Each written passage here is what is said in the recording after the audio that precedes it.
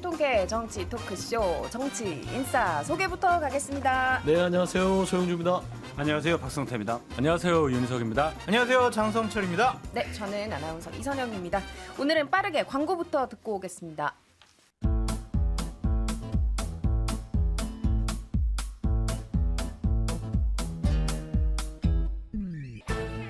유쾌한 정치 토크쇼 정치인싸. 네, 여러분은 정치인싸와 함께하고 계십니다. 오늘의 첫 이야기 국회로 가볼 건데요. 한 주 동안 거의 마비 상황이었던 것 같아요. 뭐 방송사 합법도 그렇고 지난 수요일 목요일에 뭐 전국민 25만 원 지원법을 반대하는 이제 여당 필리버스터가 있었고, 근데 어차피 또 대통령 거부권 행사할 거다. 그러니까 이게 본회의 통과되면 거부권 행사하고 그 사이 필리버스터하고 언제까지 이래야 되는 거예요? 2027년 까지? 대선 때까지. 너무 길다. 아니 그건 이런 논의하는 것 자체가 의미가 없어 보여요. 언제까지 될까요? 무한 반복일까요? 네. 언제까지? 대선 때까지. 저는 한동훈 대표가 좀 끊어줘야 되지 않을까 싶어요. 이재명 대표가 끊으셔야죠. 변해야죠. 국민의힘이 변하면 네. 민주당을 이길 수 있는 포인트가 될 텐데. 국민의힘은 변할 수가 있는데 용산이 변해야 될 것 같아요. 그러니까 그걸 한동훈 대표가 끊어줘야 된다라는 좀 기대는 하는데 국민들이 기대할 거예요. 처음 그런데 당대표 됐는데 저는 개인적으로는 기대하지 않습니다. 어, 기대가 안 됩니다. 기대가 안 되는데. 어떻게 대변인. 아니 민주당에서 무리하게 통과를 안 시키면 되는 거 아니에요. 일단 먼저 하는 게 그쪽이잖아요. 거기가 변해야지. 아니 근데 두 가지예요. 이 대한민국 윤석열 정부의 국정 운영의 걸림돌은 딱 둘입니다. 본인과 본인의 배우자인데 대통령께서 최병 특검 이거를 통과시켜주면 되고, 그 다음에 김건희 여사에 대한 특검 내려놓고 통과시켜주면 민주당이 예를 들면 입법을 이렇게 밀어붙이는 게 독주가 될 수 있기 때문에 저는 멈춘다고 생각해요. 그러니까 저는 이 민주당 보고 먼저 이렇게 내려놓으라고 하는 것은 좀 과한 요구 같아요. 야당은 어차피 반대급부로 현 정부에 대해서 대응을 할 수밖에 없는 상황이기 때문에 계속 이런 식으로 거부권 중독에서 국정 운영을 운영한다면 민주당은 입법으로 밀어붙일 수밖에 없잖아요. 그래서 저는 딱 두 가지만 양보하시면 모든 게 풀리지 않을까 좀 생각합니다. 근데 둘 다 잘못하고 있는데 둘다 잘못하고 최종 책임은 최초와 최종의 책임은 대통령에게 있다고 봐요. 예를 들어 최병 특검법도 그렇고, 예를 들어 한동훈 대표가 미래 권력의 주자라고 불리는 한동훈 대표가 국민적 눈높이를 얘기하면서 국민의힘이 나서서 국민의 의구심을 풀어야 된다고 얘기했잖아요. 그럼 그게 민심인 거예요. 민주당도 마찬가지고. 그럼 대통령이 거부하고 있죠. 만약에 특검 후보 추천 문제로 국민의힘에서 발의하겠다고 하는데 야당에서 아니야 이건 야당이 무조건 해야 돼, 이렇게 된다면 부담은 야당으로 가겠죠. 근데 대통령이 딱 버티고 있는 거고, 예를 들어 방송사법도 물론 민주당이 낸 법안이 조금 과할 수는 있다고 생각해요. 그런데 우원식 의장이 얘기를 했죠. 자, 서로 양보해서 일단 방송이 제대로 될 수 있게 우리가 논의를 합시다라고 중재안을 냈습니다. 민주당은 그래요, 그럽시다라고 했어요. 방송사법 그러면 철회하겠습니다. 일단 스톱시키겠습니다라고 했는데 여당에서 안 받은 거예요. 정확히는 여당이 아니라 대통령이 안 받았죠. 물론 민주당도 잘 못한다고 보지만 사실은 대통령이 꽉 막혀 있습니다. 예, 그게 일단 최초와 최종 책임은 대통령에게 있다. 물론 여기는 그런데 고정 상수죠. 대통령이 못하는 거. 그래서 저도 민주당이 좀 더 전략적으로 잘했으면 싶어요. 예. 더 반론하실 최종 말씀 없으면, 예. 최초와 최종은 중간을 봤을 때 최초와 최종인 것 같아요. 아니, 처음부터 무슨 끝까지예요. 말씀이냐? 우리말로 하면 처음부터 방송법 끝까지 쭉 다. 얘기하면은 최초가 될 수 없어요, 윤 대통령이. 최종은 더더욱 될 수 없어요. 이 논리는 과거부터 쭉 이어왔던 거를 니네 때부터 바꿔, 이 얘기이기 때문에. 그렇죠? 아니 바꾸겠다고 대통령 된 거잖아요. 아니 그 얘기가 아니라 그 얘기 민주당에서 하는 논리가 그거잖아요. 네. 전혀 그 이전에 있었던 상황에 대한 설명과 뭐 사과까지는 바라지도 않습니다만은 맥락 없이 그대로 하니까 믿을 수 없는 거예요. 똑같은 얘기. 그다음에 특검 법안 같은 경우는 정치적인 거니까 어느 정도 뭔가 좀 변화가 있을 수 있다고 저는 보는데, 예를 들어서 뭐 노란봉투법이라든지 내용 하나도 안 바뀌고 더 강화가 돼서 21대 이어서 22대에도 똑같이 반복되는 거는 민주당이 진짜 전략이 없는 거죠. 근데 여당 쪽에서는 이 필리버스터가 효과적이라고 보시는 아니에요. 거예요? 그렇진 않아요. 내부에서도 이거 좀 안 하면 안 되냐 하는 얘기가 정말 많이 있더라고요. 그럼 다른 대안도 뭔가 이렇게 대안은 나오는 없죠. 얘기예요? 그러니까 대안이 무슨 없어서 그럼 말씀이냐? 필리버스터 계속하는 거예요. 그냥 방법이 없으니까 하는 거예요. 관성적으로 할 수밖에 없는 거예요. 관성이라고 해서 죄송한데 뭐라도 해야 되니까. 야, 뭐라 그렇지 딱 이 얘기예요. 노는이 뭐라도 하자. 뭐라도 아니 노는 이는 아니고 가만히 있으면 노는 거죠.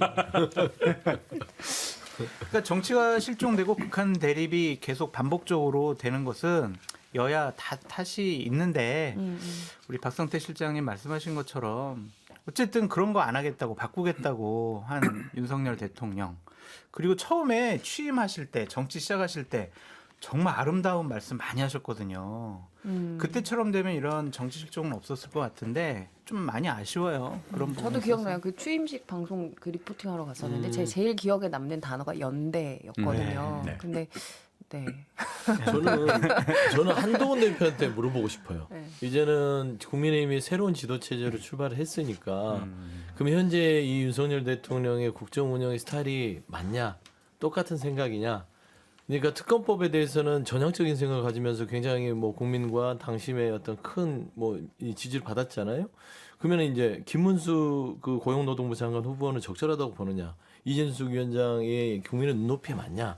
뭐 이런 것들의 답을 저는 한동훈 대표의 이제 이야기를 듣고 싶다. 왜냐하면 윤석열 대통령은 물어봐도 변하지 않아요. 지적해도 변하지 않고 그렇기 때문에 이제는 변화를 결정할 수 있는 물론 대통령은 아니지만 집권여당의 대표가 된 한동훈 대표가 그 해답을 내어줄 수 있다면 이런 정말 무한루프잖아요. 제가 재밌게 본 영화 중에 엣지 오브 투마로라고 있습니다. 아, 그 계속 보셨죠? 네, 똑같은 톰 상황 크루즈 계속 주연이었는데 이게 외계인과 싸우면서 싸우다가 죽으면 다시 살아나서 계속 싸워요. 근데 이게 영화는 정말 그래도 그 좀 희망적인 게 죽어가면서 실력을 키워가요. 이러면은 외계인을 물리치는 그런 과정이거든요. 근데 이 정치는 그게 아니라 점점 더 이 악순환이 되면서 죽어가고 있다는 거. 그래서 이런 의미에서는 엣지 오브 투마로처럼 좀 그런 발전적인 방향으로 집권여당 대표가 좀 어떤 방향을 제시해 준다면 민주당도 그 부분에 있어서는 협치를 할 수밖에 없는 상황으로 나서지 않을까라는 좀 기대를 개인적으로 한번 해봅니다. 엣지 오브 투마로 그 톰 아저씨 나오는 그 톰 아저씨, 영화잖아요. 그렇습니다. 네. 시간 되시면 한번 보시고요.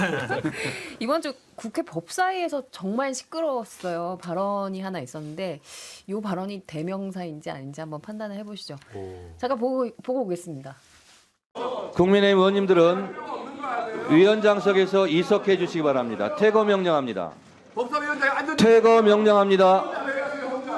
퇴거 명령합니다. 퇴거 명령합니다. 퇴거 명령합니다. 퇴거 명령합니다. 앉아있어요. 무슨 퇴거 명령이야? 지가 뭔데? 지가 뭔데? 얘기를 뭐 하는 거예요? 아니, 잘 그러시네. 야, 어떻게 그런 전반기에? 지가 뭐야? 아니, 인성이 자, 지가 뭔데? 뭐 국문학과 분에게 좀 네. 물어보고 싶은데. 네, 그래서 3인칭 대명사 맞아요? 구비문학만 제가 좀 뭐야 안타깝네요. 아이고. 근데 여기서 지가는 비속어죠. 비속어라기보다도 이렇게 상대를 존칭하는 건 아니죠. 자기가 뭔데죠, 그러니까. 결국. 표준어로는 사용하지 않죠. 보통 이제 공식적인 자리에서 제가 우리 패널 분들한테 지라고 한다거나 하면 이제 좀 논란이 되겠죠. 그걸 예를 들어 저를 지라고 할 수도 있고요. 지가 사투리로 지가 유 이렇게 예, 그렇게 사투리로 해서 저를 지라도 할 수 있고 상대방을 가리키는 자기를 지라고 할 수도 있는데 저를 지라고 할 수도 쓸 수 있죠. 근데 이건 분명히 문맥상 상대방이잖아요. 상대방. 그래서 이거는 사실 써서는 안 될 말이고 사과하는 게 맞는 말이죠. 그러니까 없을 때 하는 지죠. 그러니까. 그렇죠.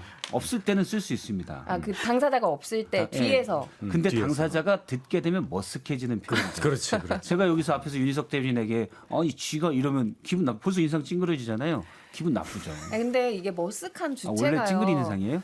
그 당사자도 있지만 이걸 지켜보는 국민들이 너무 머쓱해요. 그러니까 국회에서 뭐 여러 이제 청문회나 이런 게 진행될 때 고성, 막말, 비속어 막 다 나오니까 사실 진행하기도 머쓱해요. 이걸 얘기하면서. 근데 지금 날 더운데 짜증날 때 법사위를 좀 보면은 좀 웃음이 나옵니다. 재밌고 막 아니 그래서 근데 그 웃음이 정말 가슴이 시원해지는 막 통쾌하고 막 너무 재밌다 이게 아니잖아요. 아니, 좀 놀고 블랙 있네, 코미디잖아요. 재밌네, 뭐 이렇게 할 수가 있잖아요. 그래서 제가 봤을 때는 정청래 위원장이 저는 기본적으로 제대로 된 상임위원장으로서의 역할을 하느냐 그것을 좀 묻고 싶어요. 그러니까 국민의힘 의원들도 여러 가지 좀 부적절하게 회의 진행을 좀 방해하고 야당 의원들이나 위원장에 대해서 공박하는 부분은 분명히 있는데 어쨌든 위원장은요 민주당 위원장이 아니거든요. 여야가 함께 있는 법사위원회 위원장이면 최소한 좀 공정하게 해야 되는데 이 정청래 위원장은 여당 의원들 약 올리는데 아주 재미가 붙으신 것 같아요. 그러니까 회의 진행도 그런 것 같고 뉴스공장 같은 데 나가가지고 아우 내가 저기 그 A1, B1 이렇게 해가지고 저렇게 해가지고 하면서 막 둘이 얘기하면서 엄청나게 신나하더라고요. 그거는 과연 맞는 것이냐? 안 맞는 거죠. 좀 그것도 한번 되돌아보셨으면 좋겠어요. 근데 이제 위원장이라는 자리가 말씀한 대로 나름대로 여야를 떠나서 회의를 중립적으로 진행하는 것은 교과서적인 얘기가 맞죠. 그런데 저는 피장파장의 말을 싫어하거든요. 그러니까 예전에 국민의힘의 법사위원장을 생각해 보면 뭐 정청래 위원장하고 크게 다를 바 없었다. 회의 진행을 일방적으로 했었고요. 예전에 가방위원장했던 장재원 위원장 대단했죠. 저기 그 상대당 의원에게 면박 주고 그 자리에 앉아 있을 자격이 있냐는 식으로 했었어요. 뭐 아니 정- 서 수장님, 아니 그거는 바로 이게- 잡고 가야 돼. 왜냐하면 요즘에 국회 내에서 차라리 장재훈이 낫었네. 그런 얘기가 많대 지금. 그런데요. 이게 뭐냐면 이게 저 폐해가 이 정치 폐해인데 여야 똑같이 극단의 어떤 열정 당원이라고 이제 좋은 말로 표현하는데 강성 지지층만 보고 정치를 하니까 그런 거예요. 왜냐하면 정청래 위원장 하는 거 우리 민주당의 강성 지지층 좋아합니다. 그리고 어떤 면에서는 또 시원하다, 네. 잘했다, 그렇죠. 네. 정말 뭐 꿀리지 않고 잘하고 있다 이런 평가를 받기 때문에 더 이렇게 조금 더 계속 업그레이드 되는 것 같은데 국민의 눈높이가 어디에서 멈춰 있는지는 한 번쯤은 고민해볼 필요가 있겠다. 고민할 필요가 뭐 있어요. 국민의 눈높이 한참 아래죠. 그거는 이제 이 국민의힘 측에서는 그러겠지만 또 아니, 민주당이나 또 민주당의 진보 진영 내에서는 그동안 너무 맥없이 당했던 여러 가지 민주당의 의원들보다는 시원하게 한다는 평가도 있기 때문에 한번 본인의 정치니까 또 거울을 한번 보시겠죠. 자, 본인 정치 얘기하셨으니까 저는 다른 얘기를 좀 들었는데요. 정청래 위원장이 저렇게 일방적으로 독주를 하는 모습이 물론 민주당 지지층을 시원하게 하는 효과도 있지만 본인의 개인적인 정치적 이익을 위한 빌드업 과정의 하나라고 보는 시각이 많이 있어요. 결론적으로 지난번에도 한번 그런 적이 있었습니다. 21대 국회 때 이재명 대표가 체포동의안 통과돼서 구속의 기로에 있을 때 수석 최고였던 정청래 최고위원이 굉장히 자기 대행하고 싶어서 굉장히 그 욕망을 분출했던 적이 있었잖아요.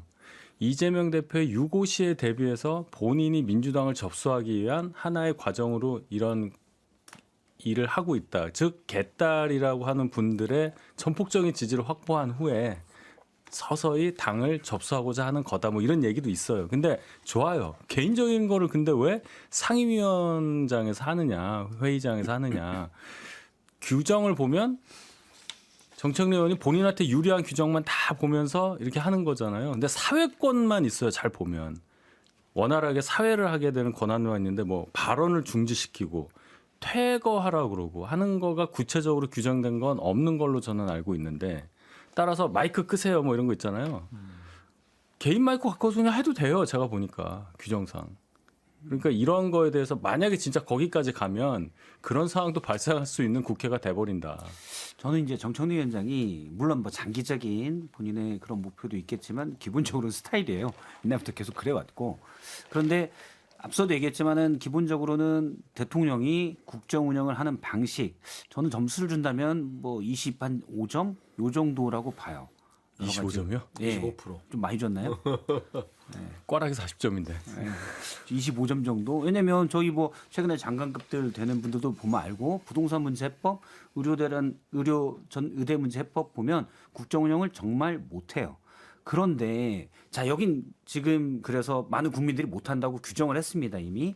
그런데 민주당이 거기에 대응하는 과정에서 대통령이 계속 거부권 행사하고 막무가내 국정 운영을 한다고 해서 똑같이 하게 된다면 이게 25점 대 35점 뭐 요 정도의 싸움이 될 수가 있거든요. 저는 그래서 민주당 의원분들에게도 계속 얘기하는 게 저쪽에서 저렇게 가더라도 물론 저쪽에서 저러면 우리는 어떻게 하냐. 우리도 일단 공격하고 이럴 수밖에 없다라고는 하지만 그러면 25대 35 싸움이 돼서 국민들이 크게 관심이 없는 국민들이 볼 때는 그냥 도끼인 개끼이네.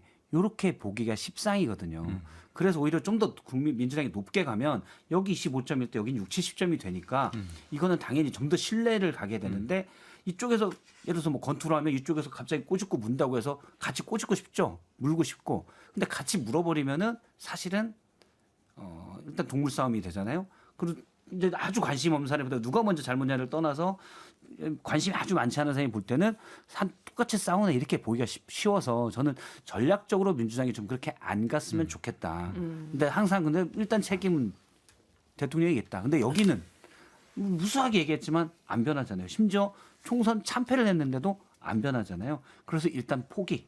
민주당이 자체 독립적인 이제 전략을 세워야 된다고 생각을 해요. 알겠습니다. 정천희 위원장에 대해서 좀 변을 좀 해드리자면, 그러니까 정천희 위원장이 그걸 몰라서 안 하시는 건 아닐 거예요. 그렇게 가면 점수를 딸 수 있으나 뭐 스타일도 있겠지만 지금 현재 말한 대로 국민의힘이나 국정운영이 멋대로 가니까 본인은 법대로 하겠다라고 얘기를 하잖아요. 그래서 이걸 그냥 위원장을 국회법에 따라서 거기에 벗어나지 않도록 법대로 하는 모습들을 보여주는 차원에서 하다 보니 좀 이렇게 경직되는 모습 속에서 저는 강경들이 나오는 것 같다. 네. 그래 생각합니다. 약간 다른 게 법대로 얘기하는 게 대통령이 내 법대로 내가 헌법에 있는 거부권을 행사해 라고 하면서 하고 있거든요. 임명권 나한테 있어. 인사청문회 뭔 말이 나오든 어쨌든 국회 동의가 필요 없는 건 내가 임명하면 그만이야 라고 하고 있는 거거든요. 거기에 대해서 약간 비판을 우회적으로 하는 것 같아요. 정청래 위원장이 법대로를 자꾸 반복적으로 하는 거. 그래? 그러면 나도 법대로 할게. 저는 약간 그렇게 해석이 돼요. 그러니까 법대로 멋대로가 같은 얘기다 그거죠. 알겠습니다. 지금 뭐 정청래 위원장 저희가 인서트 보면서 이제 시작한 이제 국회의 이야기들 해봤는데 어쨌든 좀 얘기를 정리를 하면 좀 품격이 사라진 것 같아요, 국회가. 그래서 25점, 30점 얘기들을 하셨지만 좀 전반적으로 국민이 원하는 수준까지 올라가야 되지 않을까. 기대하지 의원들- 마세요. 안 돼요. 대통령제 하에서는 안 돼요. 이거는. 그냥 여야는 그래서 싸우라고 있는 우리는 건데. 희망을 얘기해야 되니까 그런 바람을 한번 얘기하면서 그래요. 희망 제2 고문이에요. 부속실 그거는 얘기할 희망이 아니라 건데. 고문하는 거야. 제2부속실 얘기할 아, 건데요. 네. 이게 여당 입장에서는 기대하는 효과 왜 웃으세요? 좀. 아니요. 오랜만에 발언 기회가 왔어요. 제2부속실을 어쨌든 설치하기로 했잖아요. 네. 앞으로 이게 좀 뭐 김건희 여사와 대통령 부부에 관련한 논란들을 좀 종식시킬 수 있을 거라고 보세요. 어떠세요? 일단은 왜 제2부속실 안 하냐라는 공세에서는 이제 자유로울 수 있으니까 그게 상당히 반갑습니다. 근데 또 한다고 하니까 민주당에서 또 뭐라고 그러고 있어요. 이해를 못 하겠어요. 저는 도대체 만드니까 또 뭐라고 하니까. 자, 그게 하나가 있고 제2부속실이 공식적으로 생기면 그동안에 벌어졌었던 여러 의혹들의 그 출발점부터 이제 제어가 가능하다고 봐야 되잖아요. 그러면 그럴 일이 없으리라 기대를 할 수 있는 상황까지는 되지 않습니까? 그러니까 두 가지 면에서 좋은 일이다. 저희는 아주 좋게 평가합니다. 동아일보가 사설에서 가장 큰 숙제가 김 여사 곁을 맴도는 국정 개입설을 불식할 수 있느냐라고 적었거든요. 네. 어떻게 평가하세요? 이게 가능할까요? 지금까지는 그런 얘기가 있었다는 거니까 저도 그걸 인정을 하죠. 근데 제2부속실이라는 게 물론 어떤 역할을 할지는 그 안에서 벌어지는 얘기는 모르는 거예요. 그냥 간판만 있는 건지 사람 뭐 한두 명만 있는 건지 그건 모르는 얘기죠. 근데 그게 저는 이렇게 봅니다. 공식적으로 제2부속실이 딱 있어서 보좌를 공식적으로 하고 또 뭔가 그런 보좌를 받는 과정에서의 여러 가지 논의들도 하게 되는 그런 공식적 과정이 있게 된다면 동아일보에서 지적한 그런 설들이 앞으로는 조금이라도 덜 나오게 되는 계기가 될 거라고 저는 봐요. 그거는. 저 궁금한 게 제2부속실이 설치가 되면 여사의 어떤 일정들이 다 기록이 다 되는 거예요? 전부가 다 되는 거예요? 아니면 선택적으로 되는 거예요? 청와대 근무하신. 기록이 되죠. 기록이라는 게요. 뭐 옛날 사관이 쓰듯이 오늘 뭐 했고 이런 기록보다 일단 보고서가 생산이 되잖아요.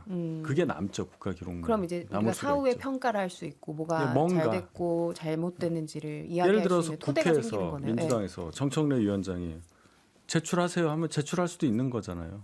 자료 요구. 예, 자료 요구가 가능한 자료 생성이 될 수밖에 없는 조직이잖아요. 그런데 기록이라는 게 사실 되게 중요한데 기록이 투명하게 검증될 수 없으면 기록이 알리바이만 제공할 수도 있어요. 그래서 대통령 부속실에서 일어난 일을 우리가 다 투명하게 검증을 못 하잖아요. 그래서 박근혜 정부 때는 워낙 국정농단이라는 게 커서 나중에 검찰 수사도 받고 특검도 갔기 때문에 여기에 대한 것들이 속속들이 알려졌지 그때도 많은 기록들이 있어요. 부속실에서 그때 뭐 2부속실 없고 1부속실 그냥 부속실이 다 하는 거잖아요. 근데 그런 것들이 기록만 본다고 해서 그게 다 이렇게 했겠군이라고 믿을 수가 없잖아요. 저는 제2부속실을 믿을 수 있으려면 저는 애초부터 연초부터 제2부속실이 큰 의미가 없다라고 이제 주장해 왔었는데 네. 근데 의미가 있으려면 제2부속실의 첫 번째 역할은 여사가 대국민 사과를 하는 거예요. 부속실에 할 수 있는 거는 이제 보좌인데 좀 구분해서 얘기하면 지원과 통제거든요. 근데 공적 통제를 할 수 있느냐? 저는 할 수 없다고 봐요. 근데 할 수 있다는 거 보여주려면 여사가 문자에서 스스로 몇 번이나 얘기했든 뭐 사과가 유통기한이 있는 건 아니잖아요. 빠르면 빠를수록 좋겠지만 그럼 그걸 하면 돼요. 근데 그 정도도 못하면 사실은 공적 통제는 크게 기대할 일이 없다. 뭐 공적 보좌인데 아니 이제 지원인데 그냥 부속이 좀 더 늘어나는 효과만 있을 수가 있다. 그렇게 봐요. 물론 뭐 2부속실만 지금은 1부속실 전체로 예산이 기록이 되기 때문에 요거를 국회에서 여사 예산은 얼마입니까라고 명확히 따지기가 어렵지만 나중엔 2부속실 예산이 분리가 되면 운영위 같은 데서 그 정도 볼 수 있겠죠.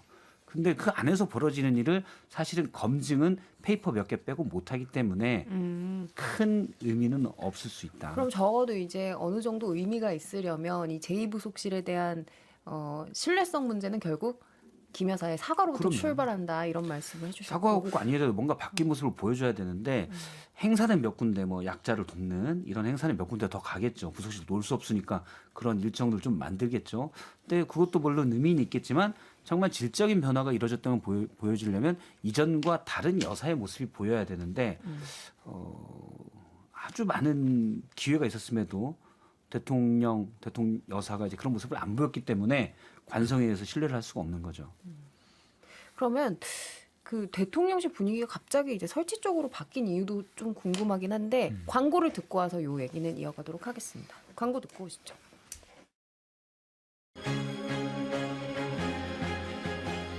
지금 여러분께서는 6회, 상쾌, 통쾌한 정치 토크쇼 정치 인싸를 듣고 계십니다.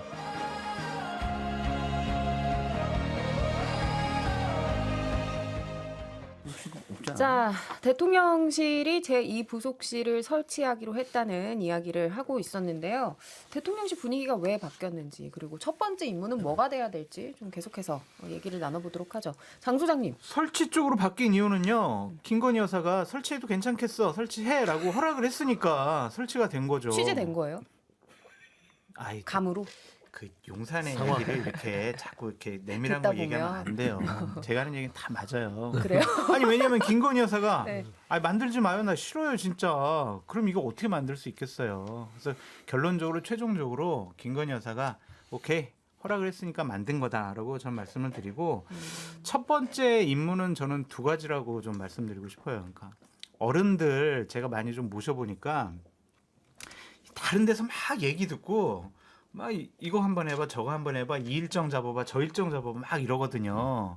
근데 우리가 이런 일정 하는 게 좋겠어요라고 보고하는 게 아니라 거꾸로 떨어지면은 안 잡기가 어려워요. 그런데 그거를 안 되는데요. 이거 하시면 안 되는데요. 이 얘기를 첫 번째 할 줄 알아야 돼요. 여사가 막 의욕적으로 뭘 하려고 해도 이거는 요래서 좀 곤란하고요. 이래서는 이래서 안 되고요. 안 돼요라는 얘기를 첫 번째로 해야 되고 두 번째는 가능할지 모르겠지만 김건희 여사 휴대폰을 좀 뺏어야 되지 않을까.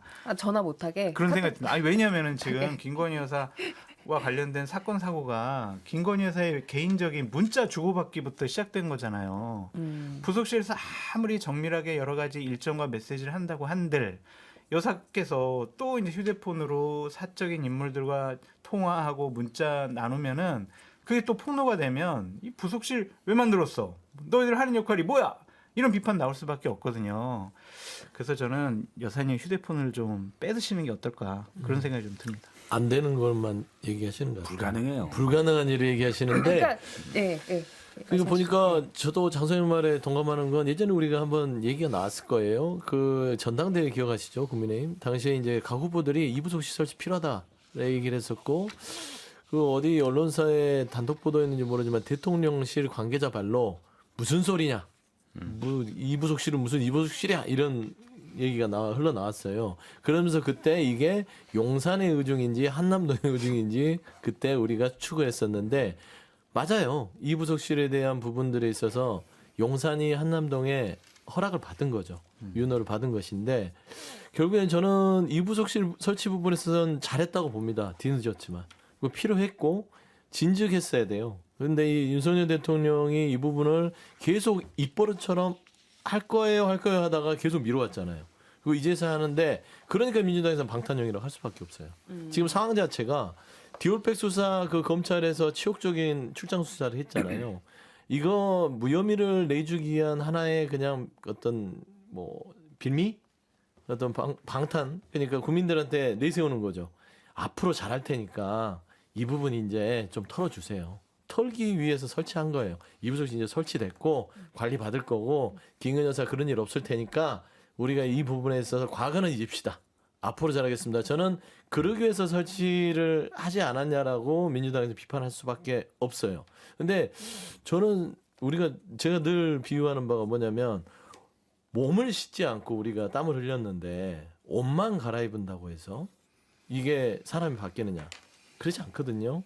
겉에서 보는 사람들은 그 사람이 새 옷을 갈아입어도요. 아무리 좋은 옷으로 계속 갈아입어도 본인 자체가 그 옷을 입는 그 몸 자체를 깨끗하게 하지 않은 이상 어떤 옷을 입어도 바뀌지 않는다.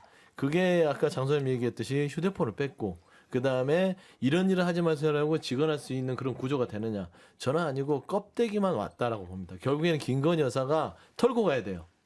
이 본인의 디올백이나 그다음에 도이치모터 주가 조작에 대한 전반적인 물의 수사를 받고 디올백 부분도 무혐의가 나더라도 국민 앞에 사과를 하고 턴 다음에 처음부터 다시 이부속실을 설치한 다음에 출발하는 것들이 국민 눈높이와 상식에 맞지 않을까. 그래도 그 장순칠 제2부속실장이 국회 경험도 많고 저 뭐 국회 보좌관 후배였는데 그 캠프가 그러니까 윤석열 대통령 후보 캠프가 구성되기 전부터 결합돼 있던 친구예요.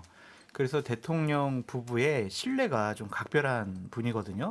그러니까 여러 가지 안 돼요, 이거 하시면 안 될 것 같아요, 이렇게 좀 설득할 수 있는 신뢰 관계가 있기 때문에 저는 장순칠 실장이 갔기 때문에 어느 정도는 좀 기대해 볼 만하다. 아, 안 돼요가 가능한 분이에요, 그분이? 네, 예를 들면 윤희석 우리 대변인님이 가시면은 안 돼요 하실 수 있어요? 근데 이제 이분은 안 돼요. 만약에 네, 그 자리를 만약에. 가게 되면 해야죠. 성격상 그런 말 합니다. 그럼 이제 근데 하루 만에 누구지 이제 않죠. 지금 장성철 소장님이 그분이 캠프 전부터 같이 참여했었다고 하는데 안 돼요라고 안 했기 때문에 지금까지 가신 거예요. 아니, 저 그분이 윤석 대변인 성격 제가 아는데 윤석 대변인은 한 3일 정도 지나면 얘기합니다. 그래서 오래 못 있어요. 가봐야. 정치인사 하차하셨다가 다시 돌아오시고. 그렇죠. 할 말 다 하찮아, 하고. 네. 아니 거기 가면 하차해야지. 장승철 비서관은 저 박근혜 청와대도 있었고 하니까 그 대통령실 분위기를 잘 아는 사람이고 말씀하신 대로 그런 인연도 있기 때문에 잘 하리라고 보고. 근데 김종인 전 비대위원장은 굉장히 박하게 평가를 하시더라고요. 김건희 여사 성향 볼 때 큰 효과가 있을지 모르겠다. 그렇게 해서 잡힐 것 같으면 진작에 자제했다 이렇게. 제 말이 그 말 아니에요. 그러니까 그러니까 사람이 바뀌어야지 이거 옷만 갈아입고 뭐 친형만 한다고 바뀌는 게 아니라. 김종인 위원장의 평가는 뭐 충분히 하실 수 있는 평가고 다만 민주당에서 이 제2부속실 설치와 관련해서 비난하는 건 전 이해를 못하겠어요. 그래서 지금처럼 이렇게 극심하게 싸우는 국회가 된다고 생각해요. 계속 설치하라고 했잖아요. 설치했더니 또 그걸 가지고 그 꼬리를 물고서는 속이 바뀌어야지 겉만 바뀌면 돼. 이렇게 하면 뭐 어떡하라는 얘기입니까? 그게 맞는 얘기 어떡하라는 아니에요? 얘기예요. 저도 설치 자체는 뭐 안 한 것보다 낫다고 그러니까 그 생각해요. 얘기는 근데 그게 떠나서 다른 얘기를 해야지. 결정적인 사건은 아니다. 마치 설치를 했기 때문에 다 이게 다 해결됐어. 해결되고 요건 있죠. 아니라는 거죠. 그렇게는 얘기한 적 없어요, 우리도. 네. 그러니까 그 비판하는 거예요. 그러니까 이게 논평이라고 하죠. 민주당 입장에서는 이 부속실을 설치가 됐으니 이제서야 제대로 하셨습니다라고 논평할 수는 없잖아요. 그러니까 예를 들어서 김건희 여사의 전체적인 흐름을 보면 디올백 무혐의 내줄 것처럼 보이고 그다음에 도이치모터 주가 조작에 대해서 여러 가지 수사가 진행되지 않을 것처럼 보이고 김건희 여사는 사과를 하겠다고 그렇게 구구절절한 문자를 보냈다는 그런 사실도 부인한 채 본인은 아무런 잘못이 없고 유모행정관이 깜빡한 사건으로 둔갑시키는 이런 일련의 과정을 보면서 갑자기 이 부속실에 대한 설치를 통해서 다 잊어주세요라고 느끼는 거예요. 그렇기 때문에 진정성을 보여주면 민주당도 그런 표현을 하지 않죠. 제가 말한 대로 김건희 여사가 바뀌어야 된다니까. 그럼 하지 말까요? 아니 설치를? 그거는 알아서 국정운영 그러니까 책임지는 설치 자체에 쪽에서 대한 하세요. 평가를 다른 걸로 갖고 오는 이 버릇 때문에 싸운다는 얘기예요, 제 얘기는. 민주당 입장에서는 애걸복걸할 필요가 없어요. 이부속실을 설치하든 안 하든 그거는 윤석열 정부의 결단이고 판단이고. 정청래 또 나오셨네. 아니 저는 그렇게 이러면 생각해요. 얘기가 안 되는 거지. 근데 왜 민주당이 애걸복걸하죠? 이부속실 아니, 설치해 주십시오. 애걸복걸 그건 얘기가 아니라 아니라니까요. 아, 여기가 법상이면 좋을 그러게 텐데. 하면 좋겠다라고 아니, 제안을 제가 하고 이해를 못해서 그래요. 진작 받아들였어야 아니 설치하려고 되는데. 할 때는 언제 설치했더니 또 딴 걸 갖고 와서 이걸 붙이면 우리 보고 어쩌란 얘기야. 설치는 그러니까 본말이 전도된 건데 설치를 하는 거는 좋으나 거기까지가 끝이지. 근데 김건희 여사의 지금 현재 상태를 보면 이 설치와 무관한 게 아니라 이걸로 그냥 말하자면 그냥 그 얘기는 자의적 설치려고 해석이잖아요. 하는 두 거예요. 분 퇴장시켜 버리세요. 저는 그래서 예전부터 특별감찰관이 중요하다고 봤는데 특별감찰관도 국회에서 이제 인원을 추천하잖아요. 그런데 여당이 절대 합의를 안 해주면 이것도 사실은 이제 대통령은 특별감찰관 추천하면 임명하겠다고 하는데 여당이 이 사람은 안 돼요. 이 사람은 안 돼요. 계속하다가 결국 서정욱 변호사가 추천되면 이것도 어떻게 잘 될까? 라는 의문이 있잖아요. 왜 갑자기 서정 변호사? 아니, 장성철 의원님 계속 서정욱 변호사가 특별감찰관으로 아, 가야 된다. 그렇게 얘기해서 그럼 감찰이 아니죠. 그래서 정말 웃긴다. 아니 그럴 수 있다고 봐요. 뭐 김문수 그래서 고용노동부 장관도 후보자가 되는 바에 특별감찰관 풀은 뭐 대한변협 뭐 대법원 많이 나오는데 해병대 전후에서 했으면 좋겠어요 이제. 아니 서정욱 변호사님 보시면 혹시 오해 저희가 그냥 너무 웃어서 정말 오해하실까 친해서 봐 하는 걱정되는데 얘기예요. 예, 괜찮아요. 그냥 그 예, 친구 저희가 성격 그리워서 그냥 얘기한 그리워서 하는 거니까 오해 거지. 안 하셨으면 좋겠고. 훌륭한 분이에요, 서정 변호사. 근데 그 제2부속실 관련해서 이제 제일 궁금한 거는 김건희 여사의 마음이거든요. 그러니까 오케이를 했다는 거잖아요. 어쨌든 그거에 대해서 우리가 다 동의를 하는 건데 왜? 어떤 마음으로? 아, 정말 나 이제 나 새로 태어나서 개과천선. 정말 다시 이런 논란이 없게 좀 깔끔하게 남은 이제 3년을 보내겠다라는 마음일 수도 있고 지금까지 너무 정신 없었는데 제2부속실 설치로 약간 누르고 가자 이런 마음일 수도 있고 좀 정확히 아시는 분 예. 계세요? 여러 가지 복합적인 심정이 있을 텐데 중요한 판단의 기준의 하나가 뭐였냐면 한동훈 당대표 때문이 아닐까라는 그거예요. 생각이 들어요. 그래요? 네. 계속 말씀해 얘기하세요. 그러니까 임기가 이제 거의 절반에 왔고 그동안 쭉 용산 자체 판단만으로 뭐 강서구청장 선거라든지 이게 쭉 밀고 왔는데 또 뭐 엑스포도 마찬가지고 계속 뭐 작은 차이도 아니에요. 너무 큰 차이로 예상과 다른 결과가 계속 나오고 총선 결과도 직전까지 예상했던 것보다 용산 내에서 판단한 것보다 너무 다르게 나오고 우리가 용산 입장에서 판단한 것과 민심 또 이 흐름 이게 다르다는 거를 깨달을 수밖에 없는 거죠. 게다가 물론 대통령께서 신년에 이부속실 설치 고려하겠다 이런 말씀 하셨잖아요. 그래서 쭉 진행되어 온 걸로 아는데 고려를 해왔던 걸로 아는데 이번에 전당대회조차 제가 알기로는 용산에서도 이렇게 많은 표차로 결과가 나오리라고 예상을 안 했다는 거죠. 그러면 상황이 굉장히 바뀌고 있는 걸 용산은 몰랐든지 아니면 바뀐 거를 인정하기 싫었던지 그건 모르겠어요. 근데 어쨌든 이렇게 가면 안 된다는 생각을 할 수밖에 없죠. 그리고 임기도 이제 절반을 향해서 가고 있으니까 그런 변화된 모습을 보일 수밖에 없는 겁니다. 결정적인 사건은 한동훈 대표의 과반 당선, 60%가 넘는 득표율의 당선 이것이라고 봐야 되겠죠. 저도 동의합니다. 그러니까 장 소장님이 잘 짚으셨는데 한동훈 대표가 당대표가 되면서 결국엔 이게 용산에서도 전략의 이 수정이 필요했던 것이고 특히나 가장 지금 조마조마하는 게 김건희 여사예요. 어차피 윤석열 대통령 그러니까 본인의 남편이 자기를 지켜줘 왔는데 그동안 한동훈 대표는 본인의 남편도 아니고 최소한 익십을 했던 당사자입니다. 5번을 했고요. 이제 공사를 구분하겠다고 하면 한동훈 대표가 미래 권력으로서 본인의 가는 길에 있어서 걸림돌이 된다면 그리고 민심에 올라타기 위해서는 윤석열 대통령에 속할 수 있는 최병 특검뿐만 아니라 그 다음은 김건희 여사의 특검에 대해서도 전향적으로 차별화를 할 수밖에 없다라는 차원에서는 대비 차원에서 바뀌는 것이고 결국 윤석열 대통령도 한동훈 대표한테 나름대로 뭔 얘기를 하려면 뭐라도 있어야 될 거 아니에요. 이 부속실 설치했어. 한동훈 대표 당신이 바라는 방향으로 가니까 우리 배우자는 좀 놔둬. 라고 할 수 있는 거거든요. 저는 그런 의미에서의 설치도 좀 솔직히 큰 배경이 있었던 것 같아요. 약간 헷갈리는 게 미묘한 차이인데 이게 한동훈 대표에게 힘을 실어주는 거냐 아니면 힘을 실어주는 건 아니고 약간 이제 뭐 눈치도 좀 보이고 그러니까 약간 미묘한 것 같은데 어느 쪽이에요? 힘을 실어준 거죠. 네, 힘을 실어준 실어주는 건 맞는데 그 네. 모양새를 갖춰준 거죠. 한동훈 대표의 입장을 좀 한동훈 대표가 요구했던 상황이기 때문에 가장 쉬운 걸 하나 들어준 거예요. 그러니까 저는 이거 자체가 큰 결단이 일단 아니다. 물론 윤희석 대변인님 말대로 안 하는 것보단 하는 게 저도 낫다고 생각해요. 근데 마치 엄청난 쟁점 사항을 와 이제 해결됐어.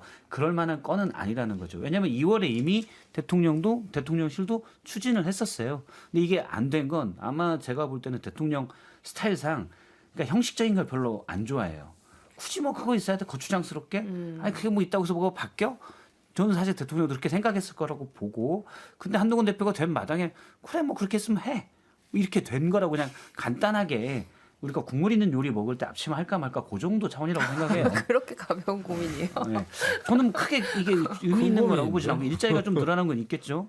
크게 의미 있다고 생각하지 않고 또한 여사도 이것 때문에 아직 큰일 났네 이렇게 생각할 게 아니라 제가 볼 때 여사를 만나본 적은 없지만 여사는 되게 털털하면서 좀 낙천적이에요.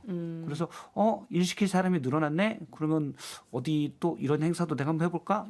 요 생각을 하실 수 있을 것 같아요. 그래서 크게 큰일 났다 이 생각하지는 않을 것 같아요. 아이 그렇진 않아요. 아, 그렇진 낙천적인 거 그거야 뭐 원래 그런지 낙천적이면 아닌지 좋은 거죠. 모르지만 아니 이부석 씨 생겨서 그래 나를 뭐 제대로 보좌해서 내가 할 일이 더 늘었겠네 이렇게 생각하겠습니까? 그 얘기는 아니죠. 엄중한 상황에서 이걸 하겠다고 한 거죠. 그렇게 봐야죠. 이 엄중한 상황을 보면 예를 들어서 검찰총장도 여사의 간단한 수사를 제대로 못하고 있어요. 이부석 실장이 뭘 할 수 있겠습니까? 그런 상황에서. 안 돼요 할 수 있대잖아요. 아까 장 소장님. 이부석 후배. 실장의 할 수 있는 수사라는 건 건 아니에요. 네. 제가 말씀드린 건 뭐냐면 그래도 공적인 제2부속실이라는 이 공무원 조직이 하나 생긴 그렇죠. 거잖아요. 그렇다면은 야권에서 바라보는 김건희 여사의 어떤 행동, 뭐 선을 넘는다든지 그런 행동에 대한 제어가 적어도 조금이라도 작용할 가능성이 있다.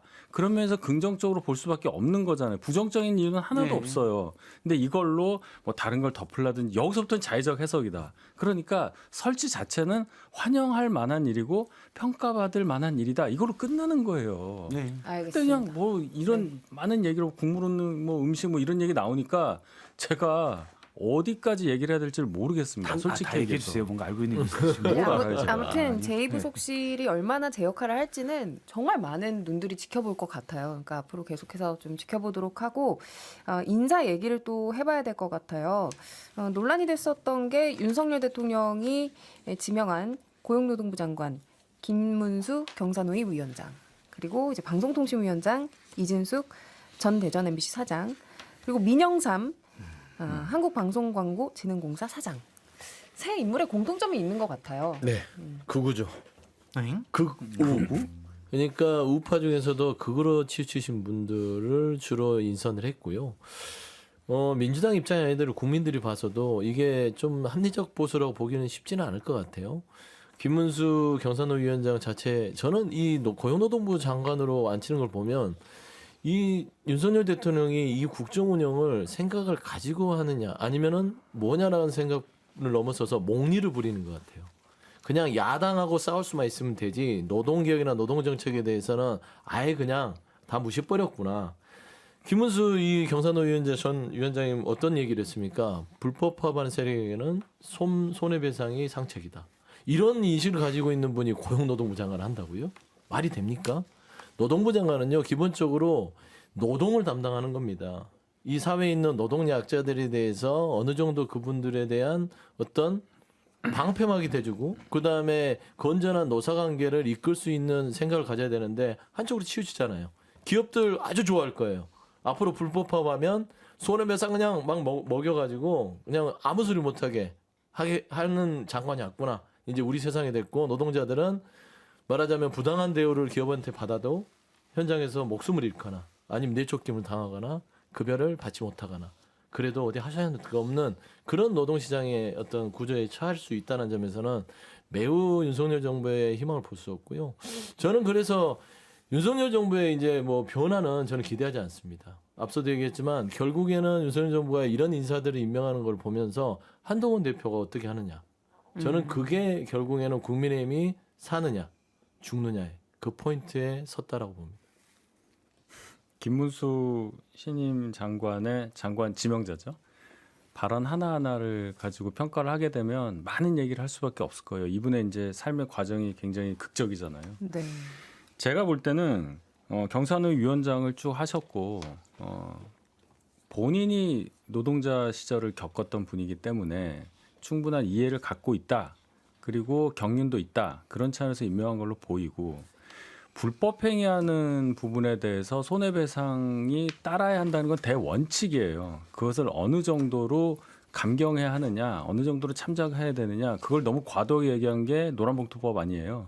이거를 기업 편을 든다 이렇게 얘기하면 또 논리가 벗어난 겁니다. 원칙을 지키는 것을 누구 편을 들어준다고 얘기하는 것은 과한 거예요. 제가 여기까지만 표현을 하고 인사가 자 누구를 장관으로 하고 누구를 뭐 방통위원장 하더라도 야권에서는 비판을 하겠죠. 정부 입장에서는 해야 될 일이 있으니까 그런 분들을 임명할 수밖에 없는 겁니다. 대한민국의 정치는 역관자라고 하죠. 역관자에 가까워요. 대선을 이기면 주요 자리에는 본인과 뜻을 같이 한 사람을 넣을 수밖에 없는 겁니다. 비판하시라고 하시는데 하실 때도 하는 일을 보고 비판하시는 게 저는 중요하다고 봐요. 하기도 전에 비판하는 거는 의미가 없잖아요. 과거에 여러 가지 이분들이 한 몇 째려봐요. 째려봐요. 어떻게 쓰니? 아니 기대돼서 그런 거 무슨 아니야. 말씀하실지 기대돼. 또 다른 형태의 입틀막이요. 입틀막이요. 제가 뭐 얘기하려고 하니까 나 이렇게 얘기해, 이렇게. 근데 레이저가 좀 지나갔어요. 그렇죠. 저도 왜 눈을 그렇게 깜짝 떠? 놀랐어요. 뭔 얘기하나 이렇게. 세상에 금 갔어. 그러니까 장소장 타죽다 뭐 이런 게 나오는 줄 알았어. 그러니까 과거에 이분들이 했던 행동과 말과 여러 가지 판단과 결정을 보면 과연 잘할 수 있을까 그런 좀 생각과 걱정은 좀 드는 것 같고요. 저는 공직이라는 자리가 문재인 정권 때 내가 피해를 받았으니까 문재인 이재명 대표와 내가 잘 싸웠으니까 그런 것으로 보상받는 자리는 아닌 것 같아요. 이게 공직이라는 자리는 어쨌든 또 개인적인 원한과 복수심으로 그 자리에 임무를 행해서도 안 된다라고 좀 생각이 드는데 지금 거론된 인물들은 그런 좀 분위기의 인물들이다 이렇게 보시는 아니요 거예요? 전부는 아니고 이제 최초로 시청자 미디어 재단 이사장 같은 경우에는 문재인 정권 때 본인은 상당히 좀 피해를 많이 받았다. 그래서 얼마 전에 우리 총선 선방위 위원이었잖아요. 이분이 저에 대해서도 정말 상당히 좀 모욕적인 얘기도 많이 하셨고 MBC와 관련해서도 상당히 법정 제재를 많이 때렸잖아요. 법원에 가서는 지금 거의 다 탄핵당하고 있는 상황인데 이렇게 개인적인 원한과 복수심이 있는 분이 과연 시청자를 교육시키는 미디어재단 이사장으로서 적절한 것인가 좀 그런 생각이 좀 듭니다. 그래서 제가 봤을 때는 뭐 김문수 고용노동부 장관 후보자 같은 경우에는 좀 알아보니까 고용노동부 장관을 하고 싶어 한 분들이 없었대요. 그러니까 이렇게 제의를 했는데 아유 나는 이진숙 방통위원장 청문회 보니까 난 도저히 이건 못하겠다 적임자들이 그래서 이제 국회 안에 한 분 있지 않았어요? 누구요? 삼선 의원? 모르겠는데 그분은 그러니까 예를 들면 정권 차원에서 시키고 싶어하는 분들 중에서는 좀 예. 손사래를 친 것 같아요. 예.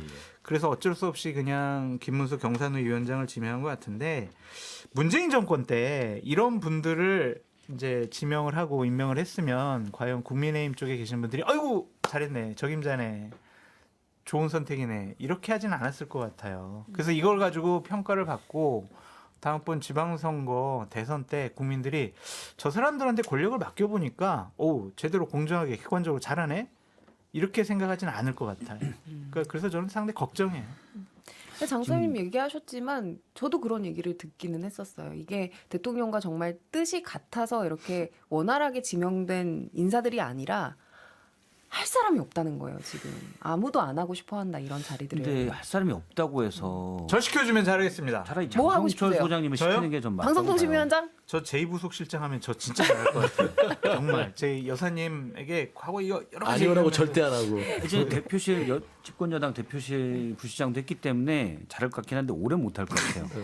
아니 제가 근데 김문수 후보자도 저는 앞서 서영주 소장 얘기했는데 22년 유튜브에서 얘기한 게 그거거든요. 노동자들의 파업에 대해서는 손해배상 폭탄을 안기는 게 특효약이다. 그러면 가정이 파탄나게 된다. 그렇죠. 뭐 이런 이야기. 저희가 주목한다는 이 가정 파탄이에요. 어떻게 장관 후보자가 되는 사람이 노동자들의 그것과 불법 합법 이걸 떠나서 저 사람의 가정을 파탄시키면 못 버텨라는 얘기를 했잖아요. 대통령이 혹시 모르고 있을 수도 있다고 생각하는데 노동개혁을 하려면 일단 노동자들을 설득하는 게 또 물론 사업자들도 마찬가지죠. 설득이 1번이에요. 근데 유튜브에서 했다고는 하더라도 무슨 아주 이상한 유튜브도 아니고 어차피 김문수 전 경기도지사잖아요. 나름 저명한 사람이 자기가 운영하던 유튜브에서 노동자들의 가정을 파탄시키겠다고 얘기했어요. 지금 뭐 저출생 국가위기라고 하는데 꾸려져 있는 가정도 파탄시키겠다고 협박하는 사람을 어떻게 장관 후보자로 앉힙니까? 저는 앞서 서 소장이 얘기했듯이 이거를 한동훈 대표에게 물어봐야 돼요. 이 얘기를 딱 하면서 가정 파탄시키겠다고 협박한 사람이 노동부 장관 후보자로 적격입니까? 그러면 중요한 노동 현안에 대해서 노동자들을 어떻게 설득시킬 수 있겠습니까? 뒤에서 가정 파탄시키겠다 했던 분인데 아니면 예를 김문수 후보자가 정말 뭐 큰절하면서 엎드리면서 그때는 제가 술 먹고 잠깐 방송하다가 실언했습니다. 그러면 혹시 모르겠어요. 술 근데 드신 건 저는, 아니고요. 네. 네. 근데 좋아요. 그런 이런 청문회, 말은 예, 안 이제 된다고 청문회 봐요. 하잖아요. 그러면 뭐 이틀을 할지 하루를 할지 뭐 사흘을 할지 모르겠지만은 그 비판 하시고 그 다음에 반드시 노동 정책 어떻게 할 거냐, 노동 관련해서 이렇게 사회적으로 문제가 되고 갈등이 첨예한데 노동자 출신 아니냐, 경험 많지 않느냐, 어떻게 해결할 거냐를 꼭 물어봐 주세요, 제발. 민주당에서. 제발 뭐 발언 물어볼게요. 하나 가지고 이렇고 저렇고 뭐 나 김문수인데 뭐 소방 거기 전화한 거 뭐 이런 거 막 하지 말고 저는 배지가 아니라 하지 말라는 게 아니라 짧게 하시고 다 하시라고. 근데 꼭 그 부분을 물어봐 주십사. 좋은 말씀이에요. 그러니까 이런 부분과 더불어 그 다음에 정책, 노동 정책에 대해서 꼭 물어봐야 되는 거는 맞습니다. 꼭 그렇게 할 것 같고요. 그게 본질이죠. 근데 저는 장 소장님이 계속 맥을 잘 짚어주시는 게 뭐냐면 지금 현재 이 윤석열 정부의 인사 자체가 그런 식이에요. 정말로 공직자로서의 자격이 되거나 능력이 되는 사람보다는 문재인 전 정부를 잘 욕하고 이재명 대표 잘 싸우고 이게 판단의 기준이에요. 이재명 대표와 잘 싸웠던 어떤 그런 마일리지가 쌓인 사람들이 픽이 돼요. 최근 아까 최초로 시청자 미디어 재단 그 PD 자체도 이전에 기억하실 거예요. 이재명 대표 검사 사칭 관련돼서 엮여 있었어요. 근데 어느 순간에 입장을 바꿔서 이재명 대표를 말하자면 비난하고 말하자면 폭로하면서 마일리지를 쌓았죠. 그래서 저는 이 자리에 연관성이 있지 않냐라고 개인적으로 추측이 될 수밖에 없는 것이고 아까 그렇죠. 김문수 그 고용노동부 내정자 부분 그거 예전에 노동 현장에 있었고 운동을 했기 때문에 그걸 인정해 줘야 된다. 좋습니다. 인정해요. 그렇기 때문에 여기까지 어떻게 해서 왔겠죠. 경산호 위원장 할 때도 그런 자격으로 왔어요. 근데 기회가 있었잖아요. 경산호 위원장 하면서 노동계와 많은 이야기를 통해서 노동계의 신망을 얻을 수 있는 기회는 충분히 있었음에도 불구하고 이번에 고용노동부 장관 내정자가 됐는데 노동계의 반발은 어마어마합니다. 민주노총 플러스 한국노총에서도요. 이런 사람이 후보자가 되는 게 맞냐라고 하는 것은 그가 경산호 위원장 하면서 노동계와는 전혀 말하자면 호흡을 같이 하지 못하고 신망을 얻지 못했다는 점에서는 자격이 부족하지 않냐. 저는 좀 그렇게 생각합니다. 알겠습니다. 어제 시사저널에서 이런 제목의 저널이 하나 나왔더라고요.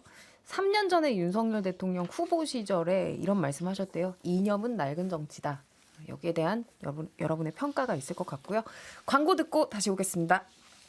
6회 상계통계 정치 토크쇼 정치인싸 마무리할 시간입니다. 지금까지 윤희석 국민의힘 선임 대변인, 장성철 공론센터 소장, 서용주 민주당 전 부대변인, 박성태 사람과 사회연구소 연구실장, 그리고 저는 아나운서 이선영이었습니다. 다음 주 토요일 11시 5분에 다시 뵙겠습니다. 고맙습니다. 감사합니다.